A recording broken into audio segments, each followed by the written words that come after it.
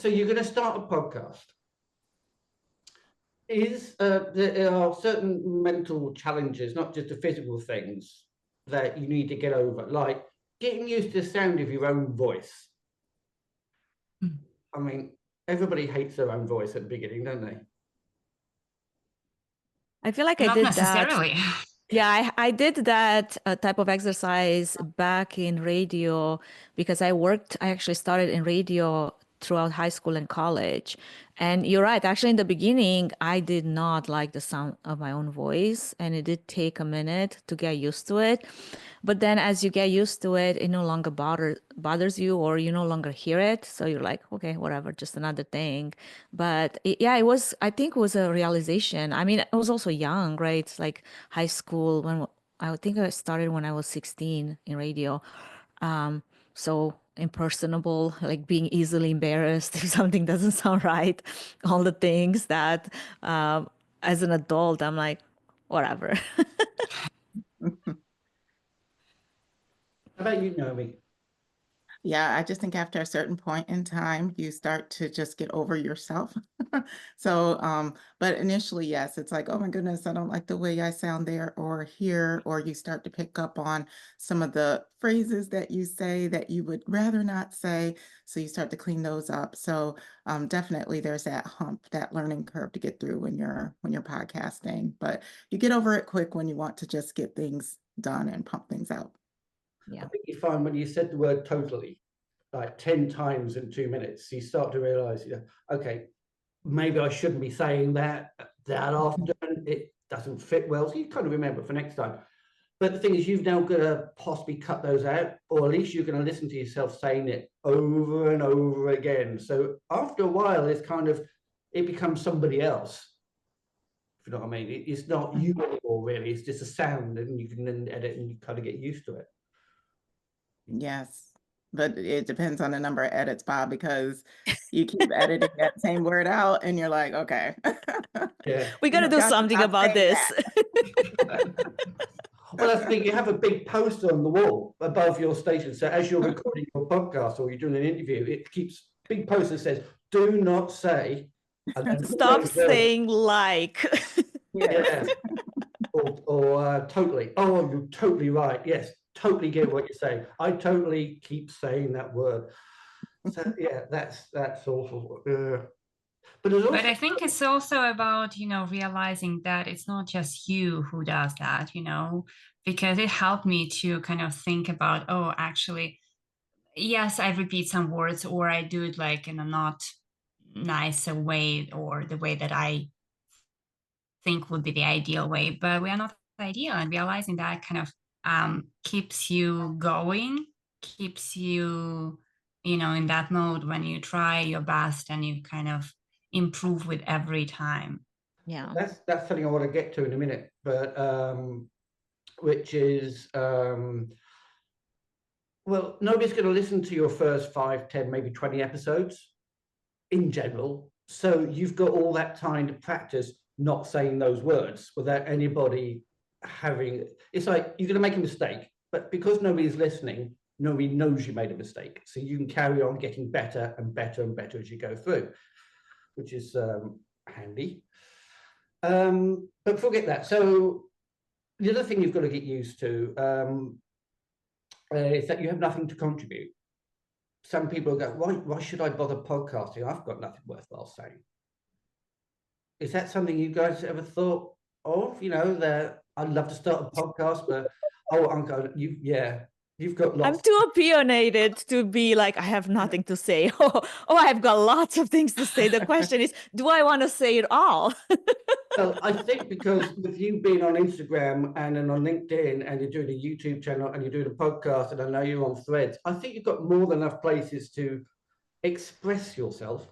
Actually, believe it or not, I started my podcast as the avenue to express myself before I got necessarily busy with the other channels. The other channels came more of a need to market the podcast in the first place, but the podcast was really the avenue that I chose to be sort of like my broadcasting channel, So I knew what I wanted to say.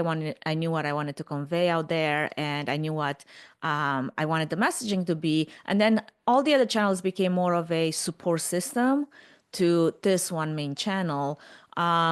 And then obviously evolved over the years because Instagram took different forms of the way you would express your thoughts. Stories became a thing, IGTV became a thing, which now it's not anymore, apparently. All of those little, repurposing of content that played a role. And then also I'm first and foremost, I consider myself a writer before I consider myself an orator, right? Someone that likes to write before I like to say it out loud. So my brain always thinks better in writing than in just like going off, the sleeve and just doing that. So I would always write my thoughts down, and then I can express them from there. So LinkedIn plays a huge role in the sense that I still love to write posts because that's how I express myself the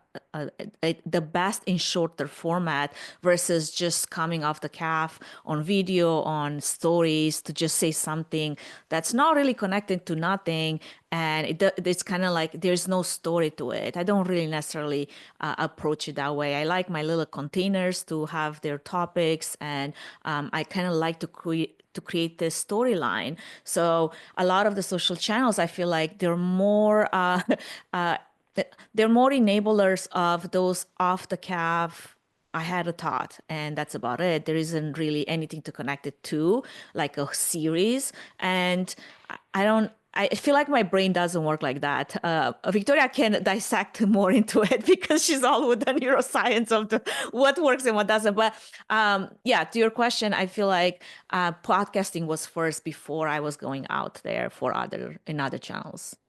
So you've always had something to say, which really helps when you feel, has anybody else sort of felt like, well, I would podcast, but I don't really have anything I think anybody would want to listen to. Has that been sort of like an impediment to creating that podcast and moving forward with it? Or have you found it easy to get through that? No, I don't believe I've had that experience. Probably just really kind of shoring up exactly or targeting exactly what you want to say and how it's connected to, let's say, your overall brand. I believe if anyone's starting a podcast, it's important to ask yourself the question on what is my story? What am I going to talk about? What do you want people to know? Or what do you want to ignite in people? I feel like that's pretty much what you should look at, and then formulate those questions and start to ideate on the content that you would like to put out into the world. Like Anca was saying, many people are out here just talking about randomness, which maybe would work for them, but especially if you're looking to kind of move your brand along, it's important that all of those pieces be connected. And I feel like that's what works best, and it really keeps you dialed in and, moving along, let's say, these content pillars that you have for yourself and your brand. How about you? Yeah, I think, Naomi, you're making a great point because it depends on what purpose does your podcast serve, right? I mean, there is very great podcasts out there. They're just entertainment only. And if that's the channel that you want to channel your inner rebel and just be spitting out everything that comes through your mind, that's entertaining to some people. And you could be very successful at that, right?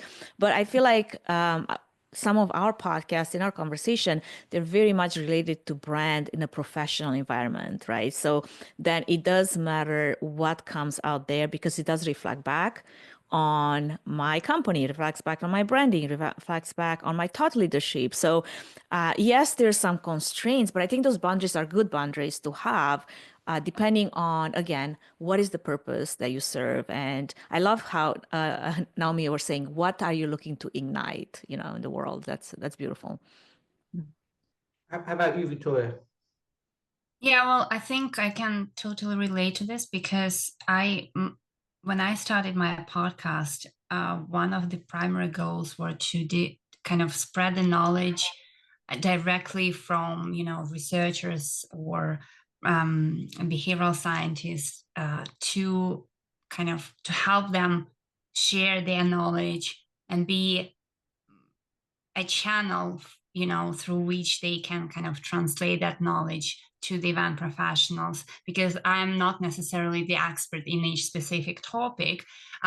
So I wanted to bring those who, studies like whose focus is narrow on a specific topic to talk about different things, and as, kind of as they apply to the event planning and event marketing.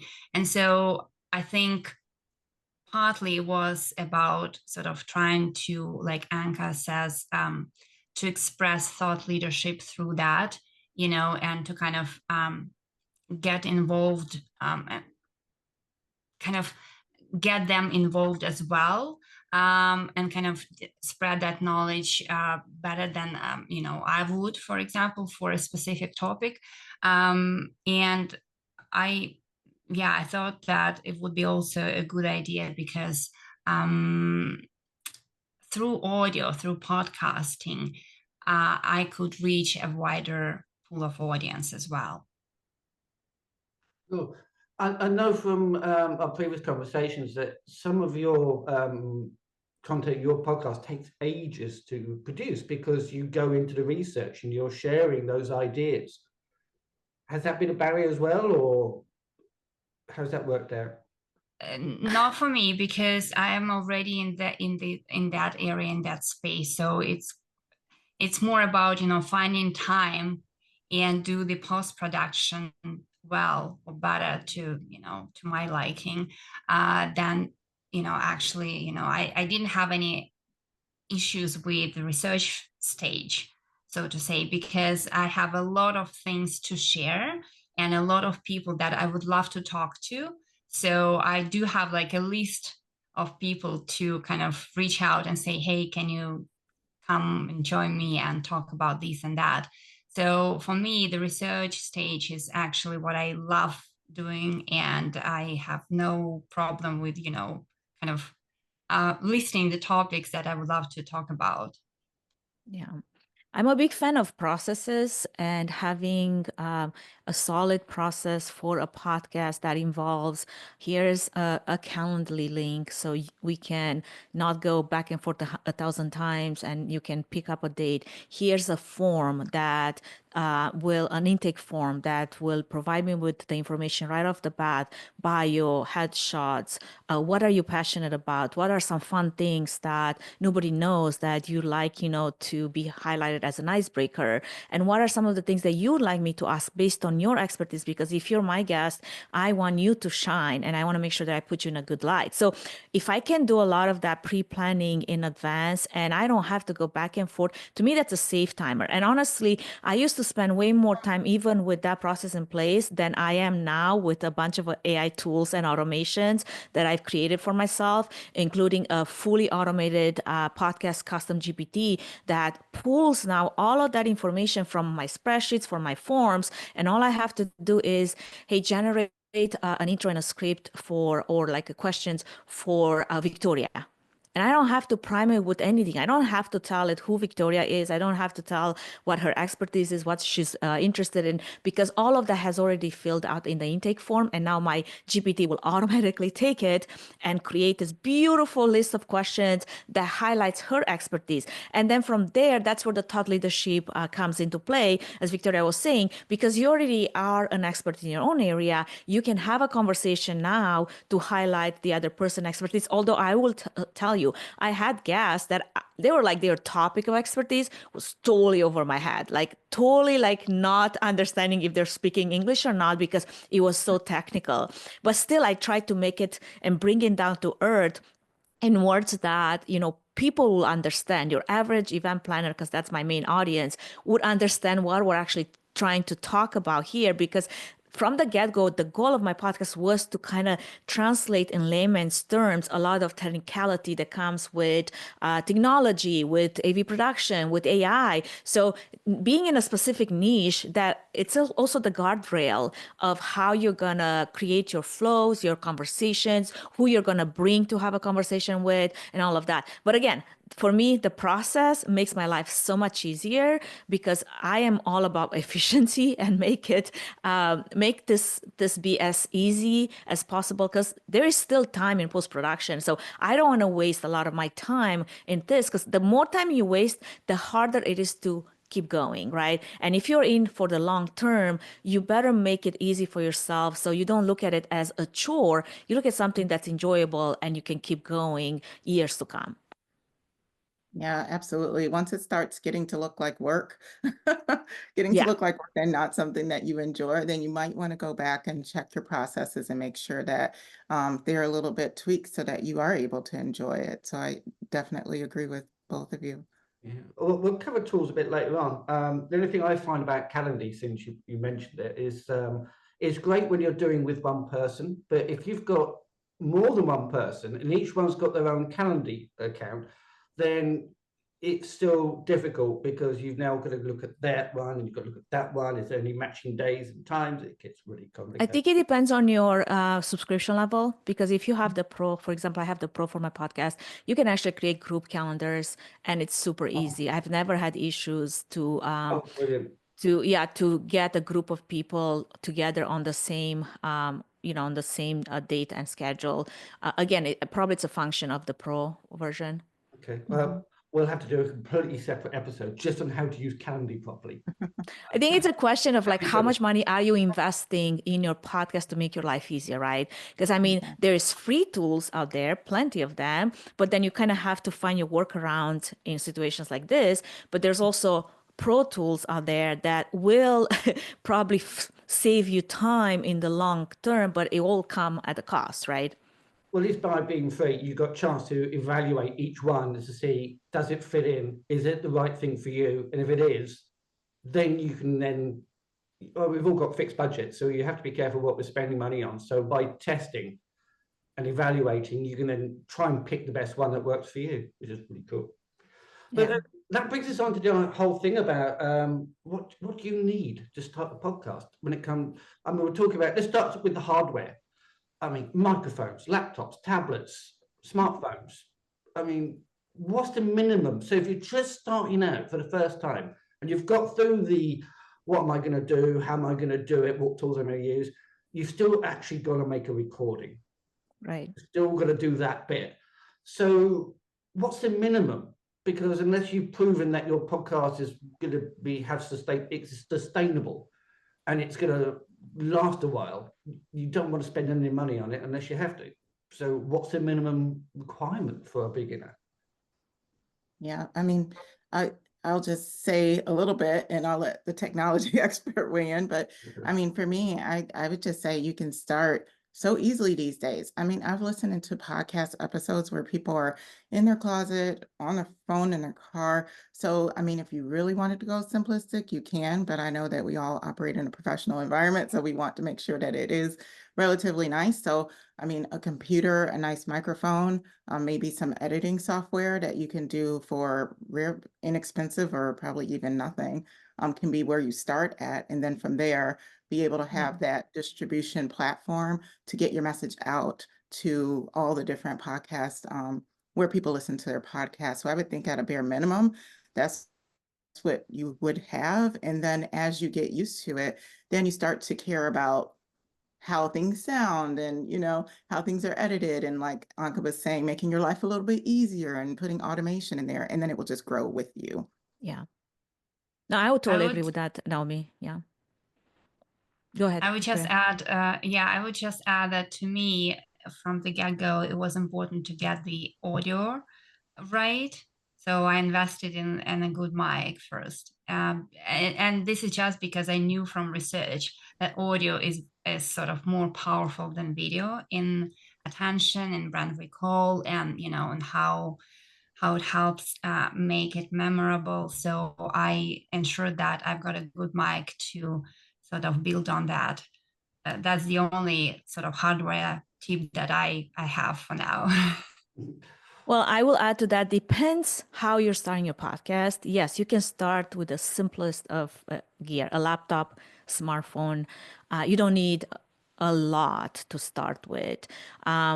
I think, as Victoria was saying, most important part of that, because it is a podcast, audio is important. It could be a video cast. For me, video is important because I'm streaming it across video channels, not just audio. But in the beginning, the first few seasons were audio only, and I made sure that all audio is solid, right? But then it comes the question now, is it just me, or will I have guests? Will this be virtual recorded? Will it be in person? And this is when things can get a little tricky. And it's funny because I get all kinds of requests and questions from, because we have a podcasting production studio, from people asking, well, how do I bring, different guests in, because I'm trying to do this and we're all in different locations, or how do I record someone in person and one virtual? And it starts to get tricky, and that's where probably starts to become more important the type of setup you have, so that you can make the distinction between, okay, this will be a conversation that, as we are having right now, it's a virtual setup. We all have our own microphones or on our own set. I cannot control Bob's sound or Bob's microphone, nor can I adjust Victoria's microphone. So I have to rely on the guest to come with a bit of a setup themselves. I can give them guidelines, and I do send out, podcasting guidelines on how to make sure that you're sounding the best way possible. But you don't have as much control versus, for example, when we go and record in person, and I can set up the camera, I can set up the microphones, I know what I'm recording, and I know what I get from that production, right? But that also can come with a different type of cost, a different type of investment to begin with. But even with that, like if you want to do it yourself, the do-it-yourself way, there's microphones out there that will help you. Like I always recommend something that Rode microphones that, for example, for the wireless labs, they are really good, excellent quality. Shure microphones, if you're looking for something that's really quality and you're static and you're all moving around, a Rodecaster doesn't hurt if you want to have multiple channels with some music in the background or some jingles, or it all goes to how far do you want to get into it. And there will become a question of who's paying for this? Will you bring in sponsors? Will you need to look at different financial ROI out of the podcast itself so that you can pay for it? Are you paying yourself this hours of production that it takes? And what is the long-term game plan with the podcast? Because if you're just doing it for fun, start with the basics and then just grow from there. Mhm. That's great advice. If you're just starting out, then don't spend a fortune. I mean, You don't even know if you're going to stick with it. well, that's the thing. Yeah. I mean, you could 6 months down the line, you can go, I absolutely hate doing this. This has ruined my life. And I've spent thousands and thousands on this. Right. What am I People do that a doing? lot. What am I going to do Yeah, with all they this do. equipment? Yeah. Oh, Yeah, I mean, that's how it was for me. I started off like, oh, this podcasting thing may be a great, viable option. I'm more of an introvert, not necessarily liking to be on camera back then. So I just did Anchor. Anchor was free at that time. I Yeah. think now it went in with Spotify now, but it was totally free platform, and you can just do everything you needed there. And that was a really great entry level point for me. But then as I started to care and started to get something that I really wanted to talk about, then it, kind of elevated from there. And I cared about the mic, so I got a good mic, cared about how the capabilities that I had. So I eventually left Anchor and went on to a different tool. Now I'm on Buzzsprout. So it's just like Anca was saying, you start to really ideate on what your vision is for your podcast, and then that would bring in the other elements that you need to have solutions for, and then you go from there. I will say though, on-site recordings, they bring a different kind of energy. Like, you can record virtually, which is great, but those face-to-face conversations really allow for stronger connections, maybe like a better body language interaction and a more natural conversation flow. But again, that comes with additional resources. You will have to, invest in some good microphones, isolation. You can't record everywhere, anywhere, like in a, train train station. You're going to have to be more aware of your surroundings and where you're at. And if you're doing video, then it adds the next level of production, because now you're going to talk about, is it just one camera? Is it two cameras? Is it three cameras? Like, what about lighting? Like all those things that will add up, right? Because you want to have a good production value if you're going to do it in the first place. But there's something to be said about the in-person, right? Like that connection that can be formed, and the level of energy that comes out of that. Absolutely. I mean, I got rather excited when I got myself one of those little pocket Zoom audio recorders. You go around a conference or meeting going, oh, I need a soundbite from you and you and you, and you just stick it into people's faces. They say something. Great, that's another episode done. That's brilliant. Yep. But that's really good for sort of like offsite.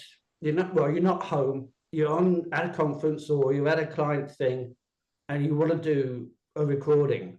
So yeah, you can use a Zoom thing. And I know you have a microphone. You can even use the Rode microphones that you plug into your phone. That's what's cool about the Rode microphones. It has the transmitters, and then receivers go straight into your phone. You don't have to carry additional gear. It's wireless. I did that. I had 2 episodes recorded at IMAX just last week. One was with multiple interviews from many people, as you just said, Bob, like sound bites. I want a showcase for this. And the other one was more of a session, that it was an interactive session, and then making sure that then you mic the other person too if you're going to record it. I think the first interaction we had, because we had event planners sharing stories, we were talking, we had our mics, and then we realized that, wait a second, we didn't capture what the other person was saying. So let's go back to that. I mean, the Zoom recorder is really good because it's got audio in as well as audio out. So I can connect up Synco wireless microphones and just tuck it on somebody's shirt, jacket or something, and then plug the receiver into things. So it becomes something that's not obvious. They're not stuck in front of a large microphone. So it becomes much more of a natural conversation after that, which I think is pretty cool. So there is a difference then. Well, obviously there's a difference between recording in your home studio and recording on site somewhere. How much of a difference is there? Is this something anybody should be worried about, or can you reuse the same equipment? I mean, what I have in my home studio, I'm not traveling with that on site. It's really solid and it's really static, and just the idea of like assembling all of it and taking it with me just gives me the like, don't want to deal with it. So I have a setup that's completely separate. I call it my remote setup. And that's what I take when I go on site. That's what I take when we go on location and record. And it can be different because like a lot of the lighting that I have here, my roadcaster, my camera, my microphone, all of it is pretty solid. And I want to keep it that way, because then you run in less issues if you have to, jump on a podcast and now you have to rewire everything because it was in your car for something else. So if you have the ability to have 2 separate setups where your home setup stays home setup solid, so you don't have to constantly pack it and unpack it, and then have something more flexible that you can go on the road with. As you said, your Zoom recorders, I like my Rode mics, I like my cameras, the DSLRs that I carry with me, and then some lighting. And there's actually so many opportunities right now to buy like small LED panels that are really strong, just to have some lighting, because some places are just not naturally well lit, right? So if you can do that, because that's really the goal of your podcast, to have those on-site recordings, I would suggest that you set up something for yourself in that nature. But again, that's not to say, like Naomi was saying, if you just want to record audio, you can easily do that on your phone. Like in the beginning, I just had those wireless mics and I would record audio on the phone, and I had my recording track, and then I would just go back to the editing and clean it up a little bit, and that was the recording right there, So there's options. Yeah, I mean, the thing about having 2 separate kit, one that stays at home, the one that travels with you, is that if you're having the one kit only and you're traveling with it, when you get home, you go, oh no, I've gone and lost that important cable, the only one that works for this add-on that I've got. I'm going to have to buy it, and it's really expensive. And likewise, you arrive on site and you've left that important cable at home. So separating the 2 out means that that bunch of cable stays with that kit, this bunch of cable stays with that kit, and I will never combine them. They'll always stay together, wrapped up in a big box. You make a good point. I agree. Yeah, there's nothing worse than turning up and go, oh no, I've forgotten the audio cable. I can't do it. And you need it right then and there's like, oh no, I have this recording. And yeah, it's happened before with other setups, but I totally get the point. Yeah. It's nothing worse than looking totally embarrassed that you've arranged 4 people to have a chat and you've left home one cable and nothing works without it. It doesn't look good on you, right? It's like, what kind of host are you? Like, what is happening here? We have a bag that's just full of the same cable. So, 100 of the same cable in case you lose one. I don't know. Well, we've mentioned guests and grabbing guests and talking to guests, whether it's face-to-face or on Zoom. But the question is, how do you get a guest? How do you persuade someone to engage and talk about their favorite thing? Oh, well, for me, I've approached people directly. Most of the times it's people either that I've interacted with within a professional setting, or I know of them, or I've heard their presentation, or just within my own leisure research that I've come across them and I want to get to know them a little bit better. And I feel like that leads to just a fun, authentic conversation. But I've also had people come to me because, they're out there trying to be a guest on podcasts. I'm highly selective of those people.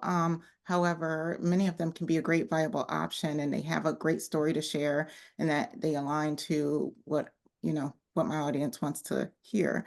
So typically, once I figure out the person, I usually try to meet with them beforehand to just align on the direction of the podcast. I do, like Anca says, sorry, I do use Calendly, have form for them to fill out. So some of that is automated, but definitely like to get a feel for the conversation, for the person, get a alignment going before we actually schedule time to record. And I feel like that's really important. And so it can be not cookie cutter, and it can be authentic, and you could definitely relate to what they're talking about, and both of you have something to give. So how about you, Victoria? Have you already had any troubles getting a guest, or No, as I said, I do have like a long list of those who I wanted to talk to, so it wasn't a problem at all for me. So what I prefer to do, I do all the research about the person and the topic that they are expert in, and then I provide them with, I kind of reach out and say, hey, would you like to join me?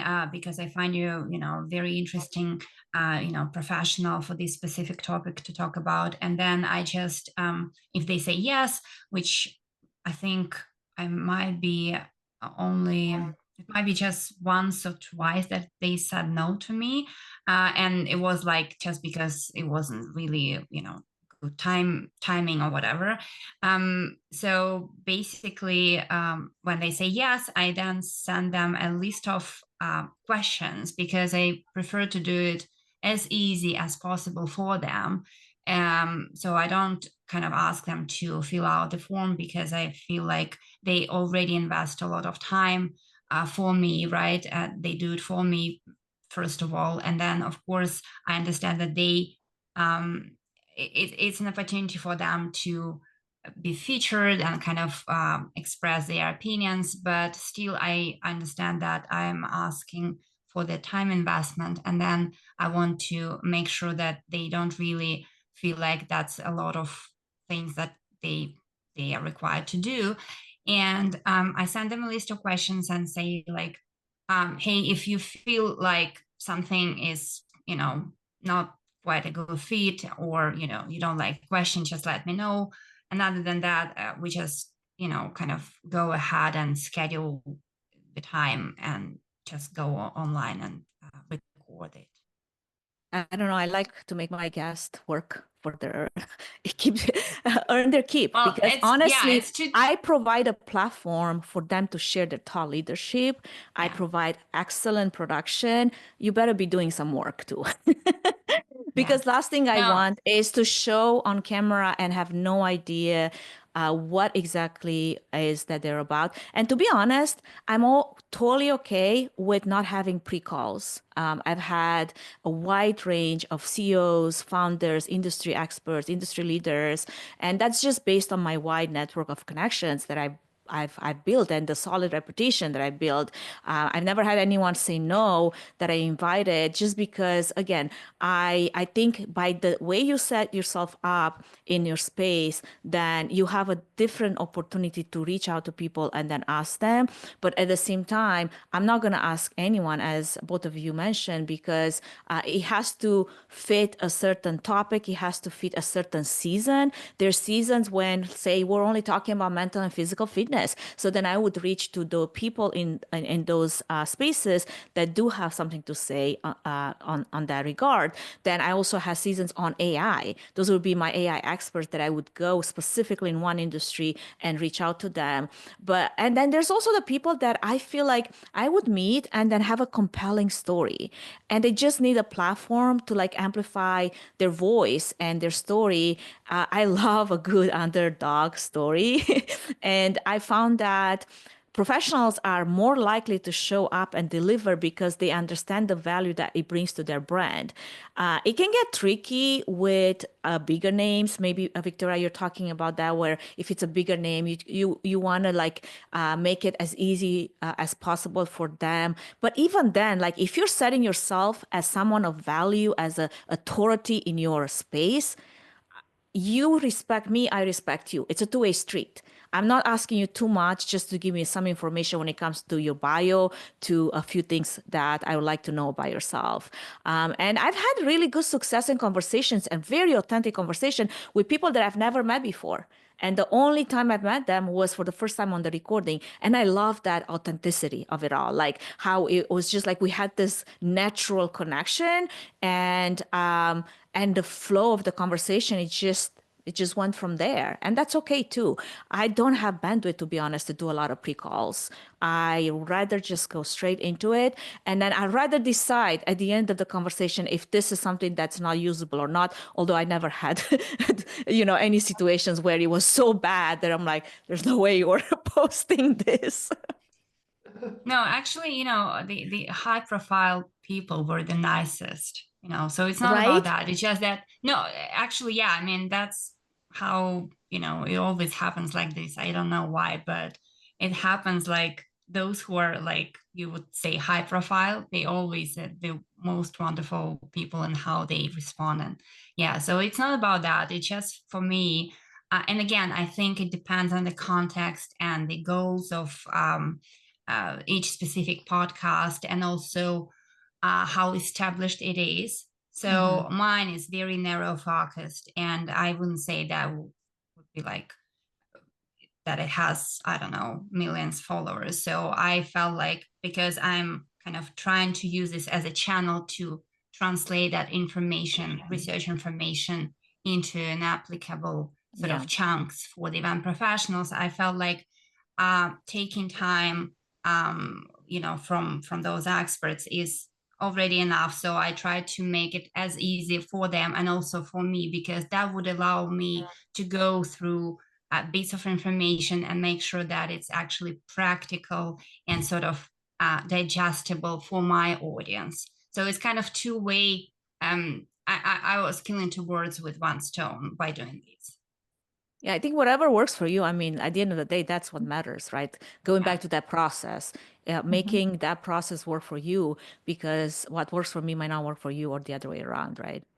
Yeah, and it's a creative process, right? So do I do pre-calls for every single person? Probably not. But for people that I don't absolutely know, and From Adam. yeah, it's like I want to get some kind of like connection there. But it's not like we're regurgitating the podcast over again. It's like we really are just trying to establish connection. And it's helpful because some guests may be kind of in some type of marketing cycle. It's nice to know what their marketing cycle is. Perhaps they're releasing a book, perhaps they're releasing a program, and for you to know about that a little bit ahead of time so you can work it in creatively into the episode is really helpful to do as well. But I agree, it's a creative process. You're co-creating with your guest. You want it to be easy, but then you want also to let them know that you truly care about what you put out. So what they put in is very important as well. Right. I do like what David T. Stevens, your good friend, Anca, your press up, Yes. your press up buddy, as I like to say, after the Yes. challenge. Yes. I like what he has to say about grabbing guests. He says boldly, like you have no fear, which I think is great. An absolutely great way of thinking about it. Yeah, I recall him because I produce his podcast, and we were talking about, you know, his guest for the year. And yeah, he can have that approach of like, I'm just gonna ask them, and the bigger the name, the bigger the potential. Why not? The least they can do is say no. Well, that's So, exactly like, what I was going to say. go There's for no it. harm in asking, because if they say no, you've not lost anything. But if they say yes, you've gained. So that's Exactly. just stride up to them and say, "I want you on my podcast." That's it. Job done. Yeah. I like what you said about that. Yeah. So another time we'll talk about your IMEX press up challenge. Maybe next time when we bring it to Europe, Bob, you'll join us. Who Oh, knows? that'd be so cool. That would be so cool. Well, let's move on. Well, so you've had guests. You've started your podcast. You've got the equipment as basic or as complicated as you want, and you've got your guests on. And I think we've touched on this briefly, which is, do you produce an episode? This is in mind for people who are starting out. Do you produce an episode every week, forever and ever and ever, as long as you're able to? Or do you do seasonal batches? Like as you said, Anca, you do seasons on AI, then you'll do a season on something else, which I think is a great way, because that way people who are interested will listen and then become aware of you and listen to more of what you do. Yeah. I feel like there's no one size fits all approach when it comes to this. However, a continuous, predictable schedule can really help build momentum, especially in the beginning, and it can keep your podcast top of mind for listeners. Personally, I found it more sustainable to release twice a month than every week, although we do have the anniversary month, which is July every year, where we would release an episode per every week. But let me tell you, the work that it takes to release an episode every week, it's a lot. So, I mean, we're right now running 10 seasons, 165 episodes, and I'm actually planning to go back to once a month for the end of the year into the next season, just because my life, my work commitments have really increased, and at the end of the day, like, you have to make it work for you. Like, I know that Bob, you wanted to ask us also about how do we make time to record when we also have businesses and families and responsibilities, right? So that kind of goes hand in hand with this. Like, you're going to have to make it work for yourself so that you can be consistent and keep going. I try to record in batches every time we launch a new season. So, for example, for our next season, I already have about 10 episodes recorded. But again, I'm not going to post those right away. It's going to take a minute. It can be hard though on those conversations. What I've learned, it has to be a general topic if you're going to do that. Like, for example, when we talked about eventful AI and the evolution of AI, I had to release every episode like on the dot, because if I waited too long, whatever we talked in this episode would have been outdated by months, right? So it depends on the topic. Like, what are you talking about and what the topic is and what the season is, and then create your schedule according to that. But again, make it flexible for you, and then you can take as many breaks as you need to, just to make sure that you are sustainable in this process. This is a great point, actually, about going from the topic and how relevant it might be in a month, in a half a year, right? Because for me, for example, the topics are all evergreen, so basically it doesn't matter. And when I started, I actually was so enthusiastic about all that process that I had 2 episodes per month. And then I quickly realized how much effort it takes, how much of my time it takes. And I felt like I was burning out with that specifically, but I didn't want to stop. And so I kind of slowed down, and I had, I think, I started doing once a month. And then eventually I switched to 1 episode per 2 months, and then I stopped because now my podcast is on pause for various reasons. But then I thought that realizing what works for you, as Anca says, what schedule works for you and for your podcast as a channel, marketing, promoting your thought leadership and promoting your, topics. This is what is most important thing to think about when you think about the schedule. Yeah, I agree with both of you. I guess if I had a choice and if I were to recommend, I would say maybe have a weekly schedule, like maybe once a week, but that cannot be sustainable for some people. So I think it's important to be showing up consistently, however that consistency is, whether it's once a month, twice a month, weekly, but making sure that you can fit it in your busy schedule. I think post-production definitely is where a lot of time is spent. So having some support in that area would really help.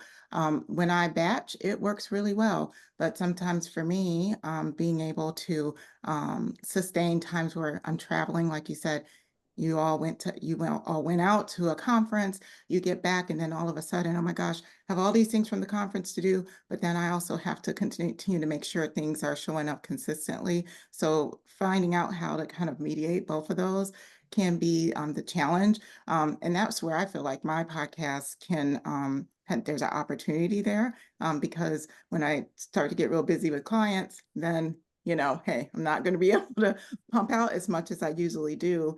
So that's why batching definitely helps, and maybe having those episodes where you can just release them periodically over a particular time. But if you can stick to your normal cycle as much as possible, I feel like that would be the golden ticket for yourself. But if you're doing it all alone, you don't have a team, you don't have support, you can definitely be spread too thin. So definitely be mindful of how much you show up and try to do it in a sustainable way.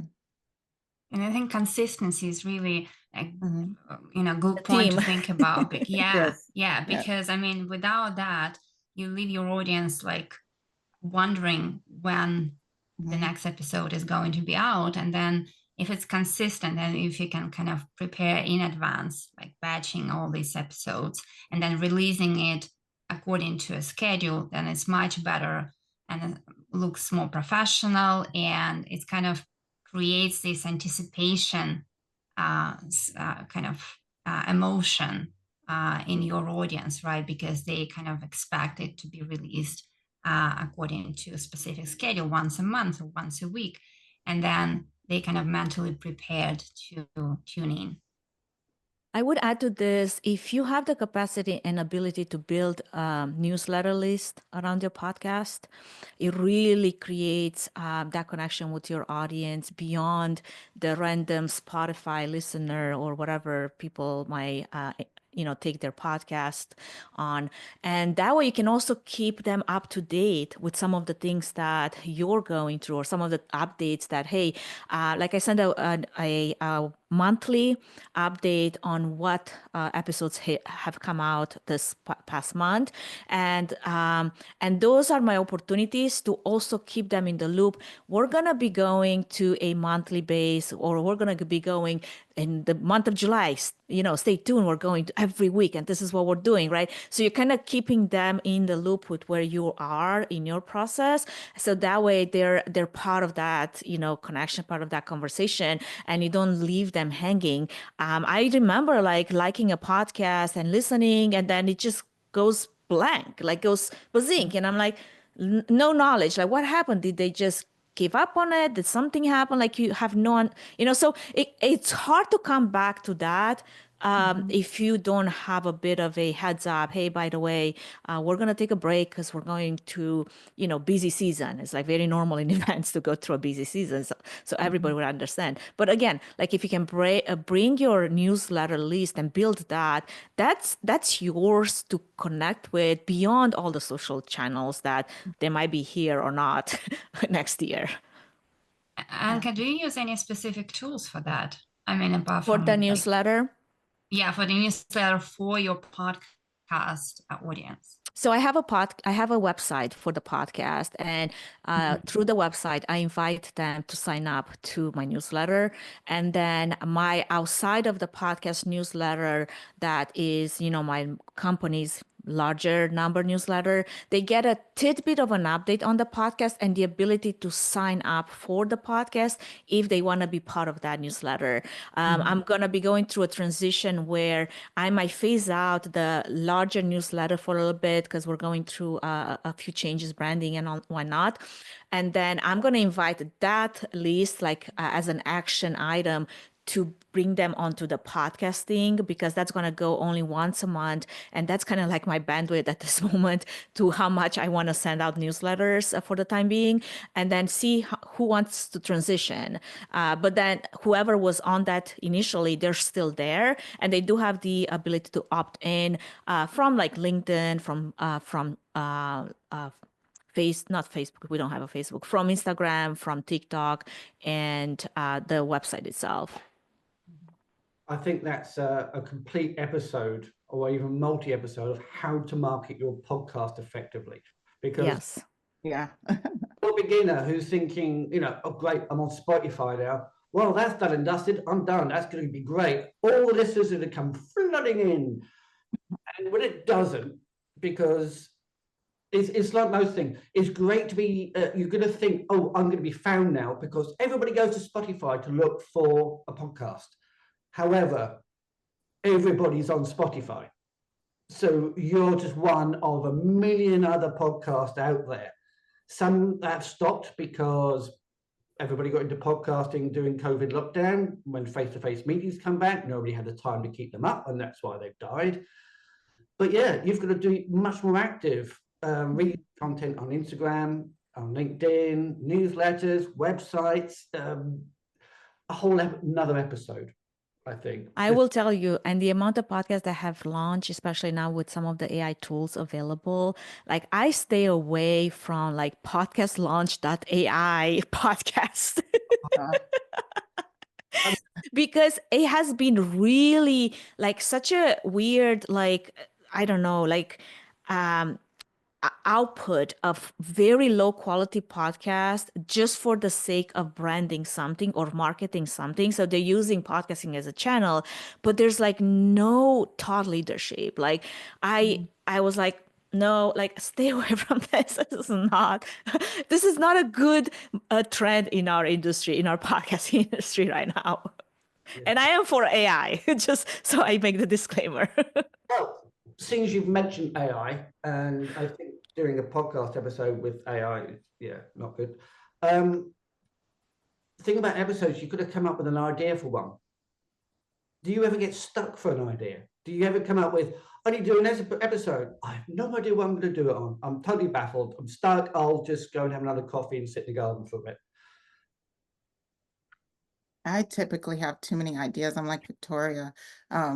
Yeah, just too many ideas that I want to implement. And yes, I do try to go along with the themes, right, in different seasons, but just constantly getting in the habit of just ideating and putting them down on, a running list. That's exactly what I do. I'm always variating titles and themes and throwing those in the list too. And then using AI in order to kind of build that out a little bit and just to do further brainstorming and ideation around those as well. So I typically have the opposite problem, have a lot of ideas that I'm still waiting to make happen. So Anca, you're not answering this one.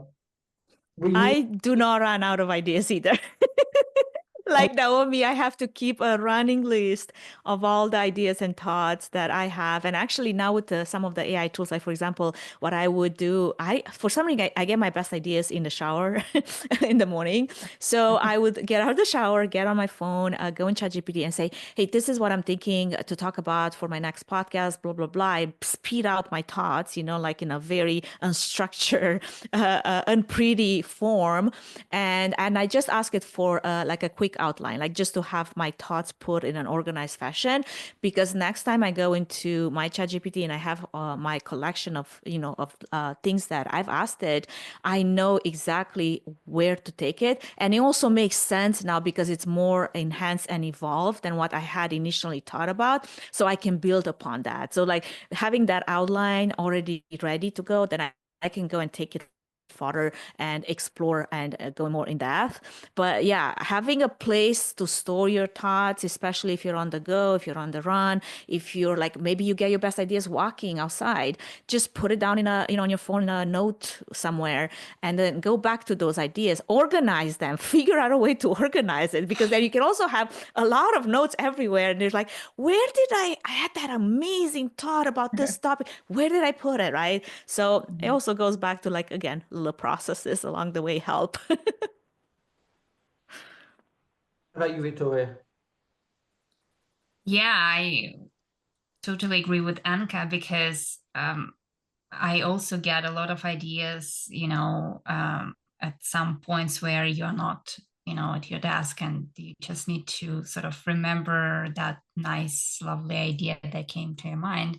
So I use, different like tools like Evernote to put it out, just if I'm on the go or, traveling or walking or, like doing some home stuff, and then just come back to it and implement it and sort of outline it in a more organized way. But I so much agree, organizing stuff is probably the hardest and the most necessary task.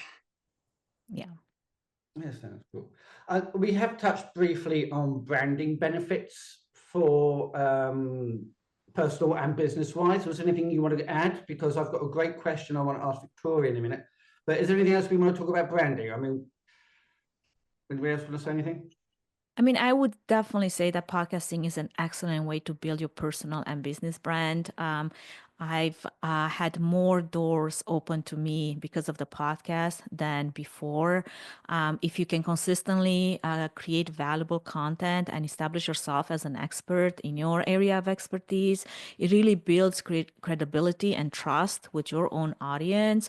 And I haven't run a personal podcast. This is a business podcast, but for me, it's been a great tool even for deepening connections within the industry and showcasing, my expertise and using it as a business card sometimes, because it's funny how many people then you get to meet at random places, like IMAX was an example, that know you and you don't know them, but they really think that they know you, right? So because you do establish a connection. Yeah, exactly. Well, the way I see it is you're creating with relationships with people you haven't met yet. Basically. It's like celebrities, people go up to celebrities. Oh, I love you. I know you do this. I know you like this. And they're looking at them, how do you know all of this? Why do you know all of this? So is that kind of not quite a celebrity relationship, but is that one-sided where people already know who you are and what you do and what you like and where your expertise lies? So you are building a trustful relationship, which I think is absolutely amazing. Yeah, and I feel like the cool thing is just the little nuggets that you possibly leave in your episodes. And typically, in podcasting land, you usually get those things towards the end of an episode or something like that. So you can start to see like the people who actually are listening to it all the way through versus the first couple minutes. So it's really nice to deepen the relationship, and it also helps you to kind of understand your audience and where within an episode you're going to put certain things in order to kind of appeal to your target audience. And I think that's fun to play with in terms of marketing. So my next question, and this is for Victoria to start with. It is said that podcasting is the metaverse for the ears, which I love that. So what is the benefits? What is the neuroscience behind podcasting? Why is it so attractive to people? Yes, we've got video and we've got it on our screens and phones and everywhere, but there's something special about podcasting, about the audio. Yeah, I would say more like with the audio generally, because we've got numerous evidence that kind of shows that audio is much more powerful, for example, for brand recall or for attention, than video, let's say video, because video is it's like, you know, the channel that we're using, you know, we've got different senses, right? And we engage a sense of vision in many cases more often than any other senses. But when they test in neuroscience research, when they test different senses, they realize that actually audio in many cases outperforms any other senses and how it plays out at a you know, neural level.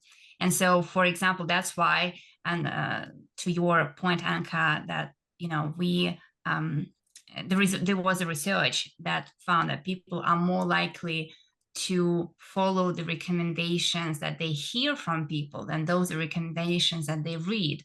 And so it basically shows the power of audio and how it can affect people's decisions, people's actions, right? And so we also know that from research that audio ads drive 50% more attention than visual ads.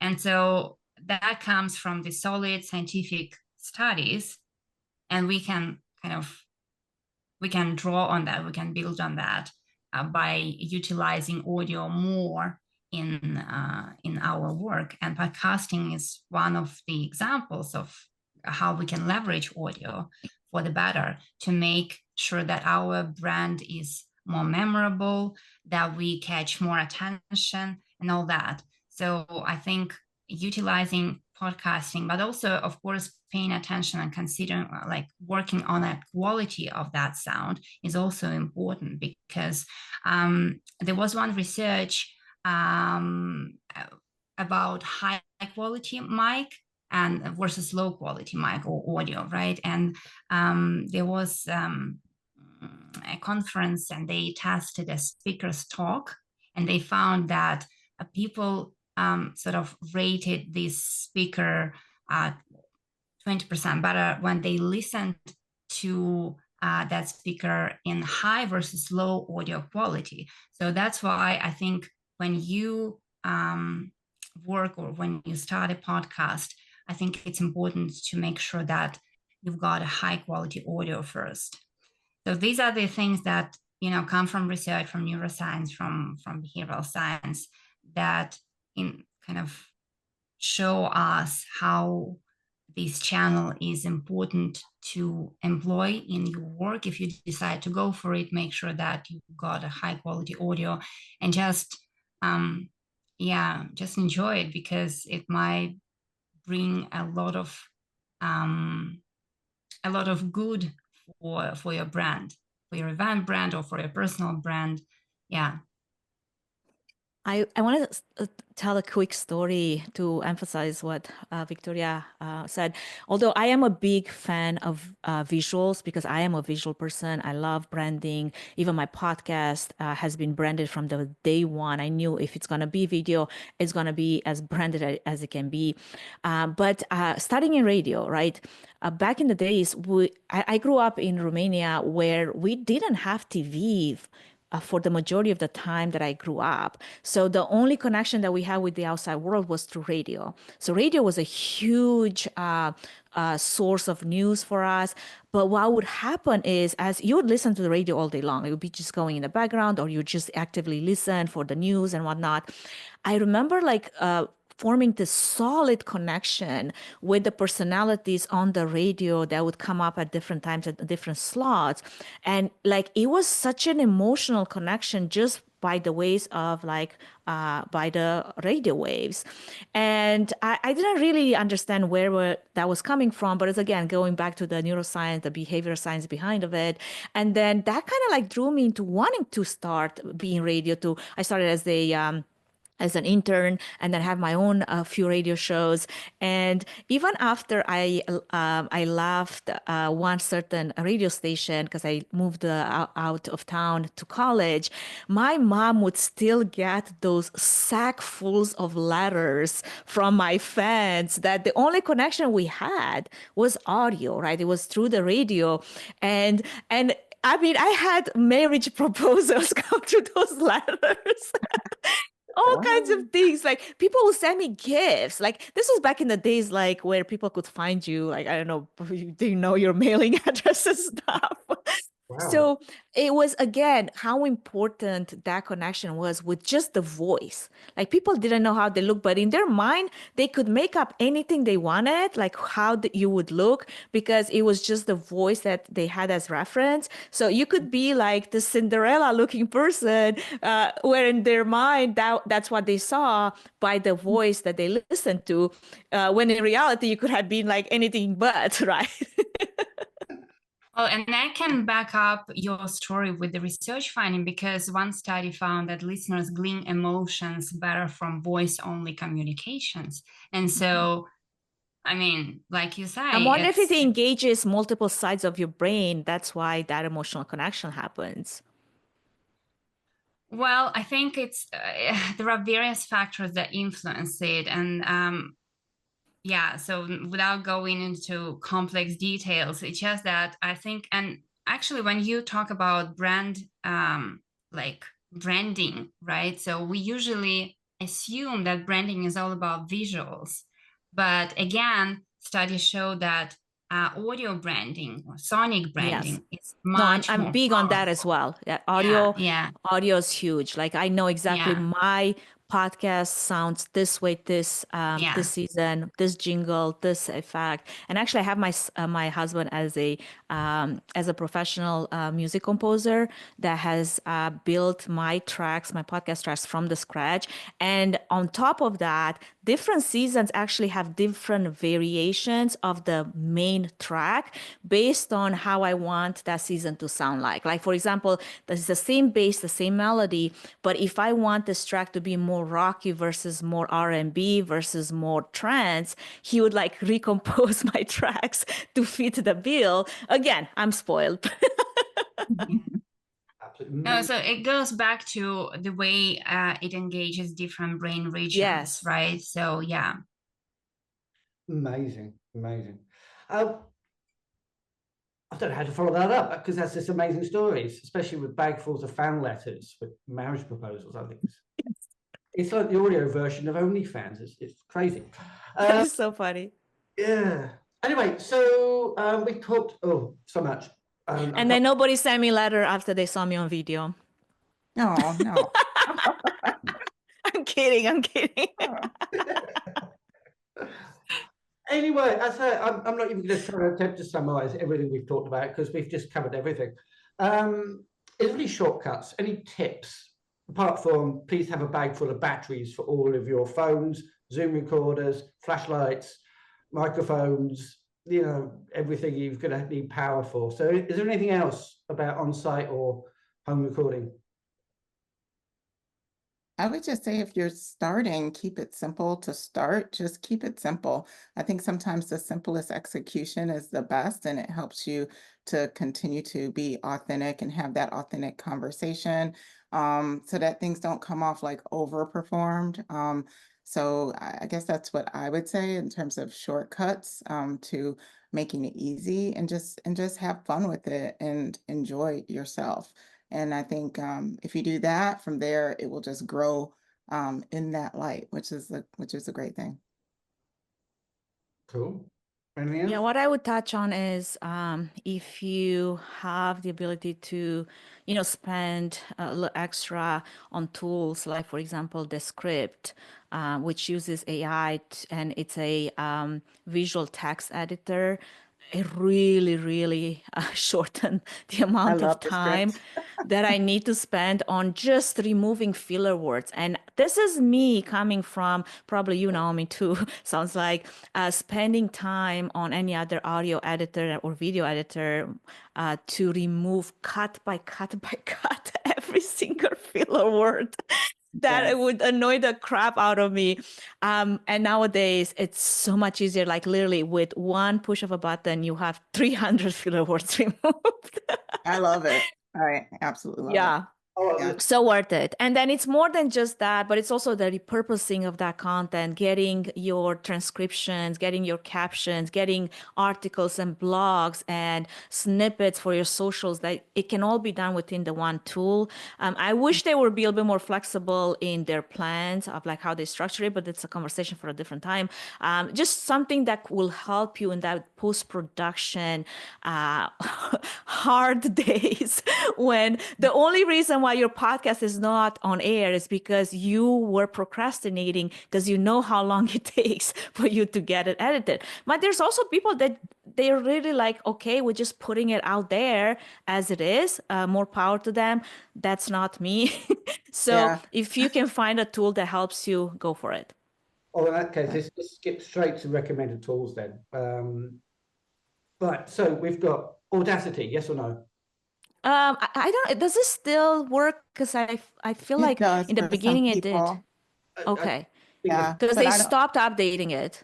yeah, it's not been updated Oh, for a while, but I've got it installed and it works. Okay, because that was open source. It was a great editor for many, many years that I remember using. yeah. GarageBand is a relatively good one too. Like if you're a Mac user to do Yeah, editing. for Not as audio. robust as Descript though. Yeah. Mhm. We keep talking about Descript. I must get an affiliate link for that. Riverside for online recording and a bit of editing. I would Yeah. add StreamYard on my end just because I've been using it for 5 years, and now it has quite a few AI functions as well, like creating all my snippets and my reels. They come outside of the episode right away. They it generates on the back end. I don't think Zoom does that yet. Somebody No. recommend Opus Clips. Yes, that's I a would. great tool. You know, okay, Yeah. that's good. Opus is a good one. Video is a good one, but I like Opus too because it has a really great feasibility with YouTube. Like if you're trying to run clips and just want to post in your YouTube link and get those clips, it does that as Yeah. well. So I recommend that. And then Squadcast for recording. I know you mentioned Riverside, but the script is paired with Squadcast, and Right. that is a great tool. Is good. Okay.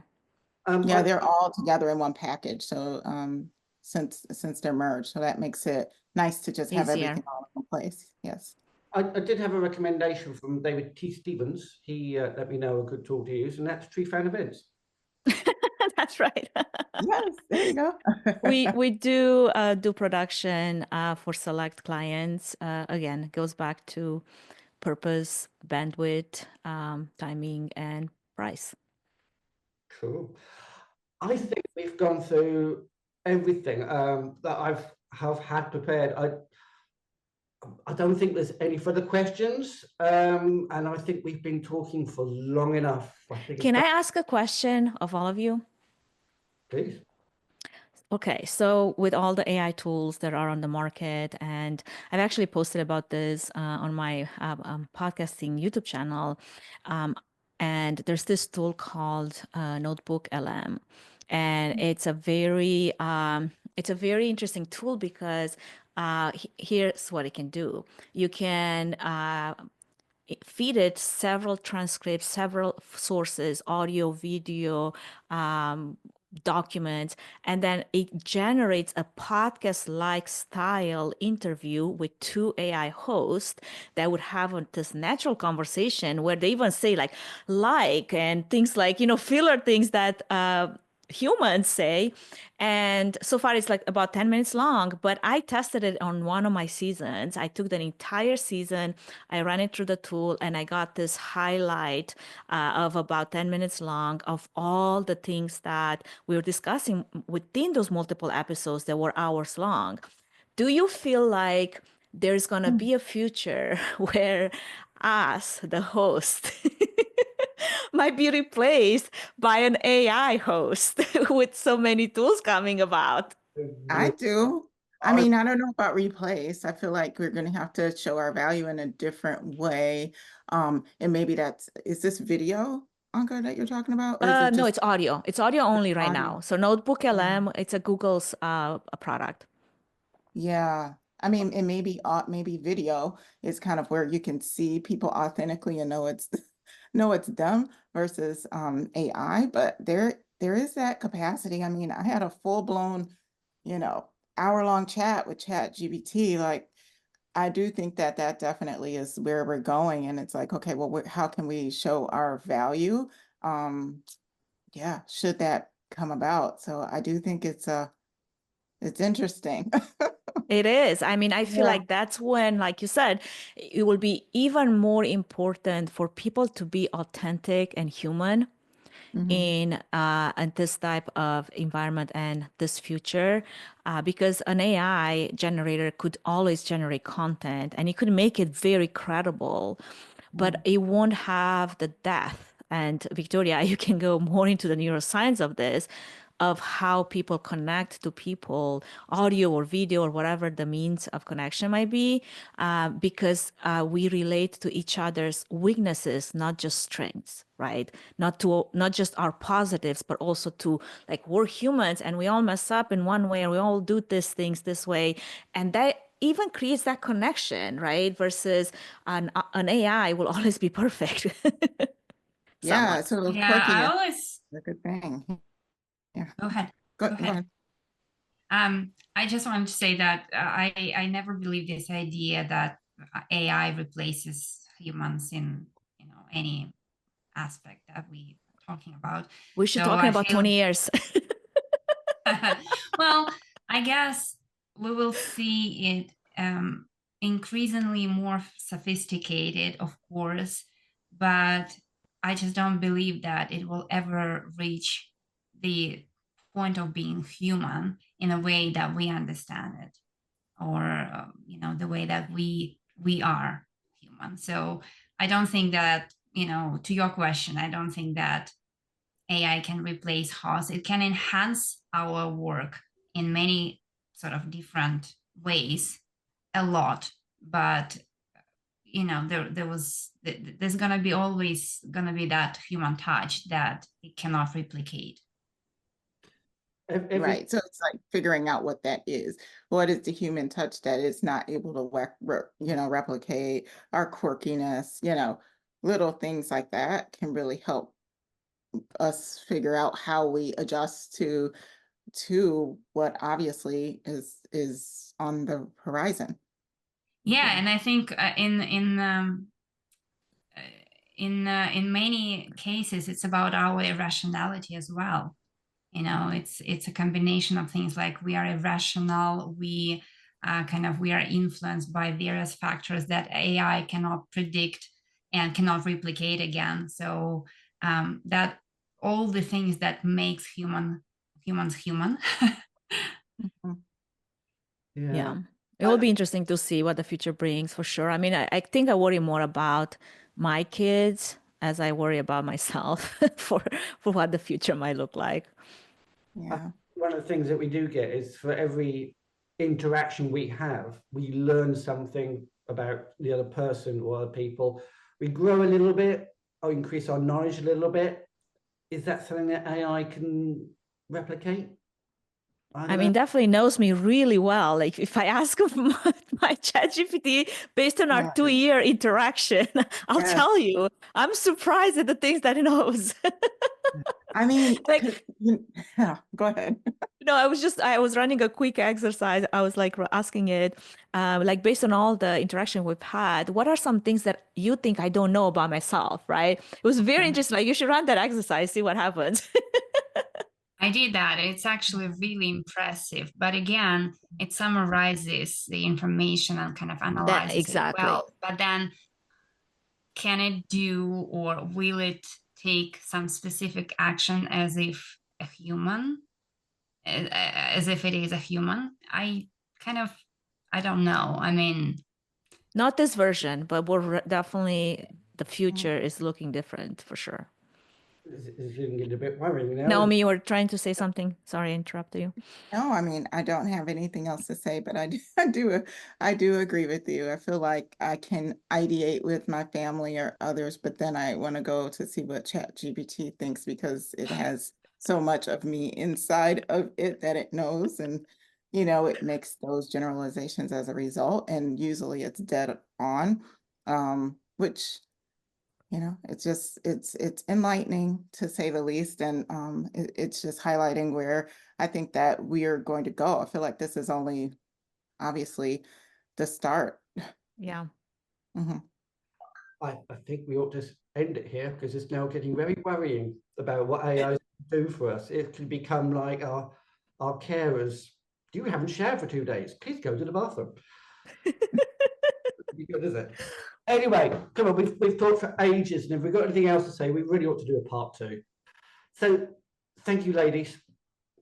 Thank you. Thank you for having us. It's been a fabulous chat. Learned stuff and explored things. It's really good, and I'm hoping anybody who's thinking of a podcast is going to learn something from this and give it a go and just have a go at podcasting. I think more podcasters are, the better it is, especially within the events industry, where so many have started, so many of them have gone to the curbside and they've not carried on. I think more voices, the more interesting conversations there are, the better it is. Yes, Absolutely. your Well, Bob, I voice want to give you a heads matters. up. I just want to give you kudos for really elevating a lot of those voices and a lot of the podcasts, especially through EPN and the channels that you have access to. You really are doing such a good work in our industry. So I just wanted to say it out loud. You are appreciated. So thank you. So much. Agreed. Many thanks. As at least I know I'm going in the right direction for the moment. For the moment I am, which is good. Thank you so much. So yeah, thank you, ladies. Thank you so much. And yeah, we'll leave it here. Enjoy Thank your you. weekend, everybody.